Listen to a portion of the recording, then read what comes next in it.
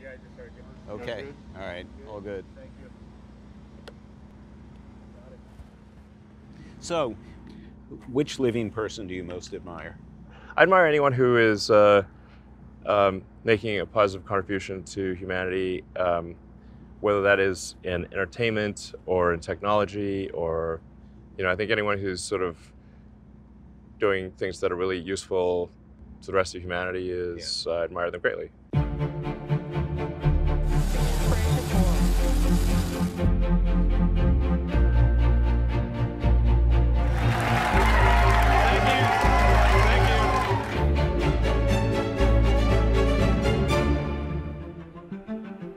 It's really hard to escape Elon Musk's dominance over so many things in American life right now. He's got this rocket company that is completely dominating the space launch business. He's got a car company that is completely dominating the electric vehicle market. He's got 65 million Twitter followers, and he likes to make weird jokes and set people off. And sometimes with a single tweet, he can control the stock market or the value of various different cryptocurrencies. So this is a man who's just sort of become ever-present across a lot of different sectors. And this was really the year that he came into his own. His goal is to make humanity a multi-planet species, and at a time in which NASA has abdicated its operations to put people in low Earth orbit, and for the time being at least, put people on other worlds, SpaceX has stepped in like no other private company before it around the world. So Elon Musk's wealth is largely tied up in Tesla stock. He is not only the CEO, he is its largest shareholder. And Tesla is one of the most valuable companies in the country. Its market value is more than $1 trillion.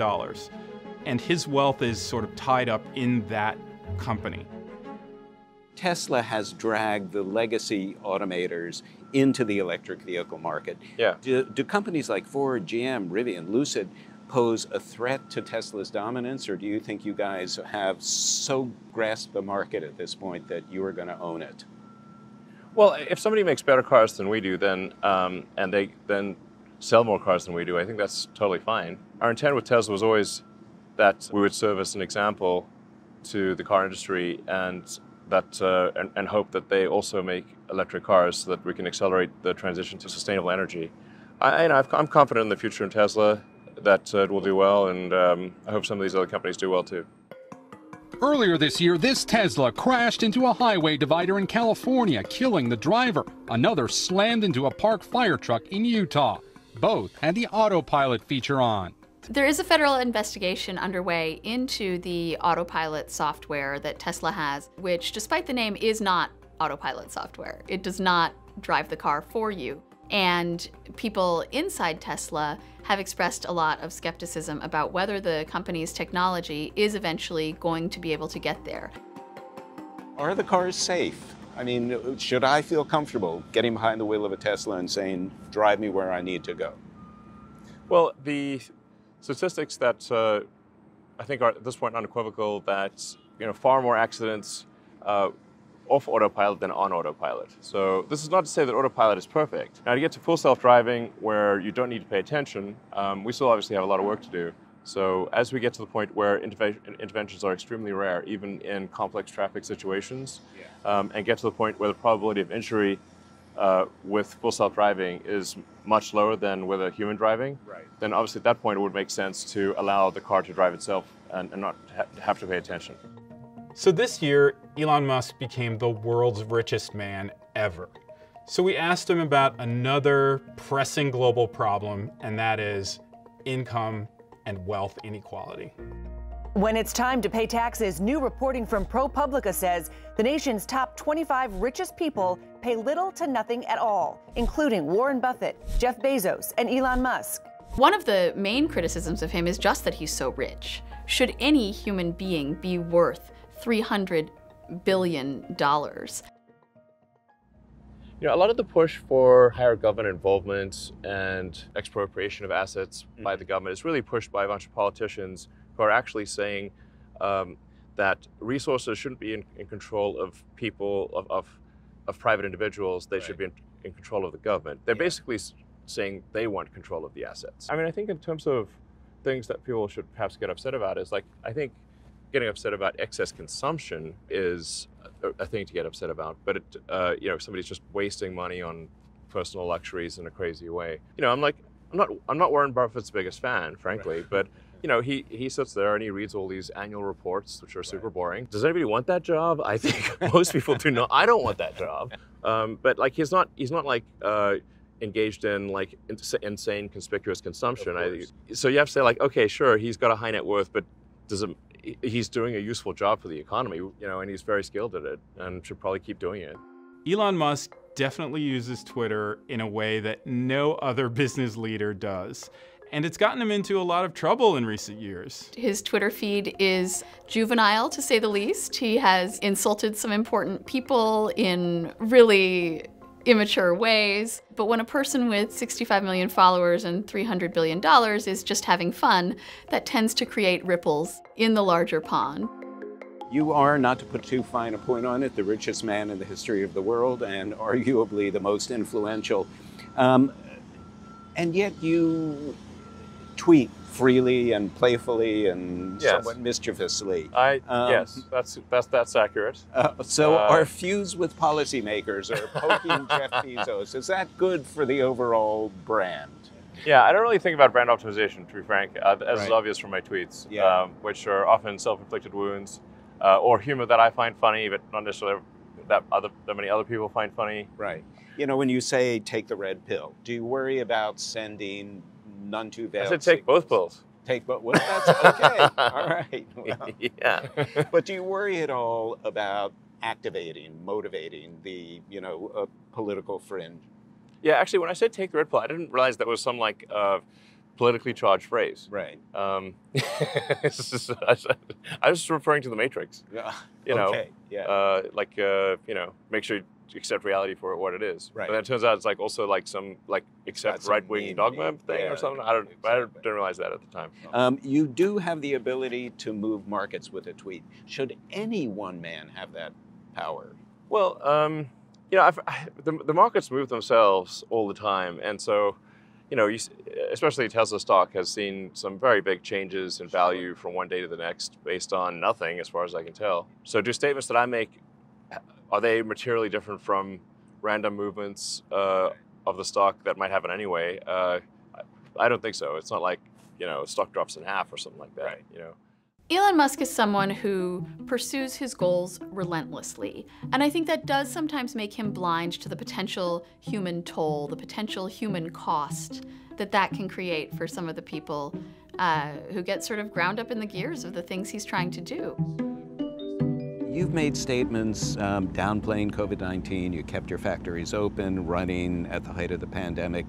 And well, actually, technically, I think there's a misunderstanding there on the factories front. Tell me about it. So other car factories in the United States had restarted. Right. And we were blocked only because our car factories in the Bay Area and California. So California had actually said manufacturing can restart. Right. And then Alameda County decided of their own accord that Tesla could not restart. Reopening the factory in Alameda was arguably a poor management choice. I think he was aware of the risks that his employees were taking. I don't think it was necessarily a fair choice to pressure or invite or ask or instruct employees to come back to work. Are you vaccinated, if I yes. may ask? Yeah, I mean, I'm very pro-vaccination. Yeah. I believe the science is unequivocal. Yeah. I tweeted to that effect. But by the same token, I am against forcing people to be vaccinated. You know, I think this is just not something we should do in America. I think we should encourage people to be vaccinated, strongly try to convince them to be vaccinated, but not force them to be vaccinated, or for example, force them to get vaccinated or get fired. Elon Musk is incredibly influential in the cryptocurrency world. He's constantly tweeting about his opinions about certain cryptocurrencies versus others. He is known as a big proponent of Dogecoin. and someone who has in the past taken Tesla's assets and invested those into Bitcoin and then sold that Bitcoin at a profit. Well, I mean, I could really sort of wax on about the nature of money for hours because I played a significant role in creating PayPal. Right. And so my understanding of the money system at a fundamental level of how it actually works, the detailed mechanics of it, is, I think, there are very few people that understand it better than me. Bitcoin is an interesting example, obviously the prime mover on this, but the transaction volume of Bitcoin is low, and the cost per transaction is high. It is, at least at its base level, suitable for maybe an exchange, a store of value. But fundamentally, Bitcoin is not a good substitute for transactional currency. Right. And even though it was created as a silly joke, Dogecoin is better suited for transactions. Why is that? The total transaction flow that you can do with Dogecoin is substantially more than, like, transactions per day is much higher than, has much higher potential than Bitcoin.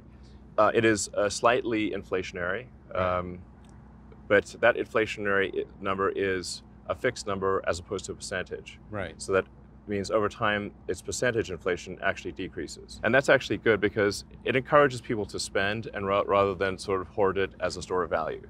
I'm going to switch to a personal question a little bit, if you're okay with that. Yeah, sure. So what happened with Grimes, and do you have a new girlfriend? Oh, man. Someone new. I know, here we are with our here we somewhat go. different approach. You know, Grimes and I are, let's say, like, semi-separated, you know, like, it's just that her work has her just being in different places a lot versus my work. We, you know, weren't seeing each other that much. Yeah, we're still good friends, and I do not have a new girlfriend or anything. Okay. Yeah. I mean, this place is basically like a technology monastery, you know. Technology monastery. Yeah. The way you put that. There's hardly any. I mean, there's someone here, but not many. Yes. And it's remote. Yeah. And we do technology. Yes. So this is the techno monastery.